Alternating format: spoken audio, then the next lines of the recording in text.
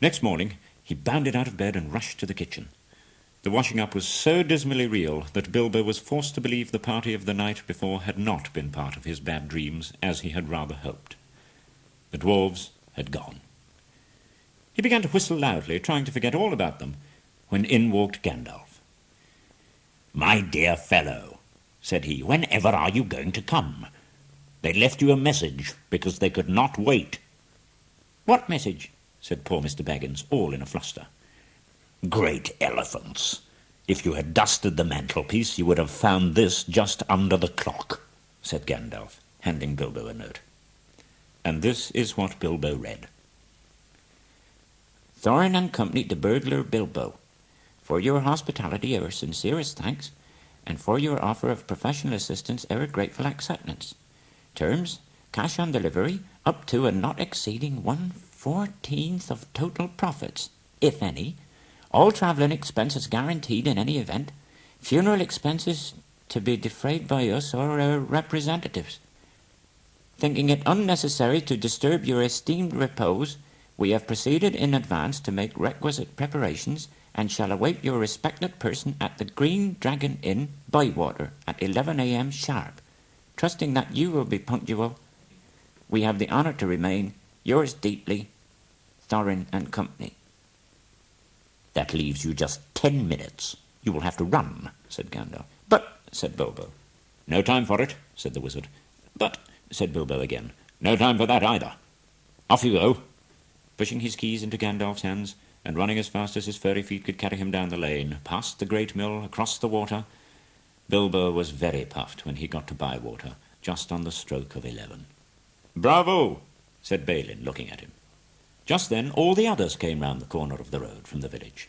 They were on ponies, and each pony was slung about with all kinds of baggages, packages, parcels, and paraphernalia. There was a very small pony, apparently for Bilbo. "Up you get, and off we go," said Thorin. "I'm awfully sorry," said Bilbo, "but I have come without my hat, and I have left my pocket-handkerchief behind, and I haven't got any money." "Don't worry," said Dwalin. "You will have to manage without pocket-handkerchiefs and a good many other things before you get to the journey's end." So on a fine May morning they jogged off from the inn on laden ponies, Bilbo wearing a dark green hood and a dark green cloak borrowed from Dwalin. They had not been riding very long when up came Gandalf, very splendid on a white horse. He had brought a lot of pocket-handkerchiefs and Bilbo's pipe and tobacco. At first they passed through the green fields of the Hobbit lands. Then they came into the lone lands, where there were no people left, no inns, and the roads grew steadily worse. Not far ahead were dreary hills, rising higher and higher, dark with trees. Everything seemed gloomy and dull. "To think it will soon be June," grumbled Bilbo as he splashed along behind the others in a very muddy track.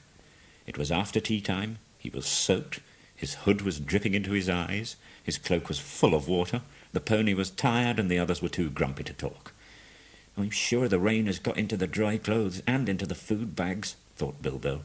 "Bother burgling and everything to do with it. I wish I was at home in my nice hole by the fire with the kettle just beginning to sing." It was not the last time that he wished that. It began to get dark as they went into a deep valley with a river at the bottom. At last they stopped. Thorin muttered something about supper and finding a dry patch to sleep on. Not until then did they notice that Gandalf was missing. "Just when a wizard would have been most useful too," groaned Dori and Nori. They decided in the end that they would have a camp where they were. Dwarves can make a fire almost anywhere, but they could not do it that night. There they all sat, glum and wet and muttering.